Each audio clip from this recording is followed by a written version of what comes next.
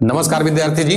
तो आइए, केमिस्ट्री का एक बहुत ही महत्वपूर्ण क्वेश्चन लिया गया है और ये क्वेश्चन कुछ इस तरह से है विद्यार्थी जी कि मीथेन, इथेन और प्रोपेन का रासायनिक सूत्र में अंतर पूछ दिया विद्यार्थी जी। तो सबसे पहले तो आपको जानना होगा कि मीथेन, इथेन और प्रोपेन इसका सूत्र कैसे निकाला जाता है। तो विद्यार्थी जी आपको एक फॉर्मूला याद रखना होगा, CnH2n प्लस 2।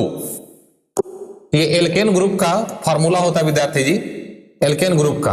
हाइड्रोकार्बन के बारे में पढ़े होंगे विद्यार्थी, अगर नहीं पढ़े तो इसी चैनल पर बने रहें, जरूर क्लास लेकर के आएंगे उसका भी, है ना। और यहाँ देखिएगा एल्केन ग्रुप से ही बनता है ये, एल्केन समूह से ही। अब यहाँ कार्बन की मात्रा यदि आप 1 लेते हैं विद्यार्थी जी, यानी n की मात्रा कहिए ना, n की मात्रा अगर 1 लेते हैं तो यहाँ से हो जाएगा C1H21 प्लस 2। अब जैसे इसको गुना करेंगे तो ये आपको निकल करके आएगा विद्यार्थी जी 4, C1H4।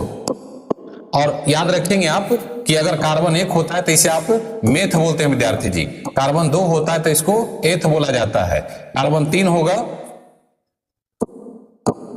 होगा तो इसे प्रोप बोलते हैं, प्रोप।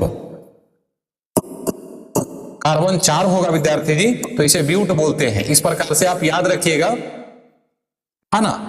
5 होता है तो पेंट बोलते हैं, 6 होता है तो हेक्स बोलते हैं। ऐसे 10 तक आप याद कर लेंगे तो बड़ा आसान होगा। लेकिन हमें देखिएगा 3 के बारे में पूछा जा रहा है, तो एक तो निकल गया, ये सूत्र आपका निकल गया मेथेन का। इसी प्रकार से जब इथेन निकालेंगे विद्यार्थी जी, है ना, तो उसका C2H6 होगा विद्यार्थी जी।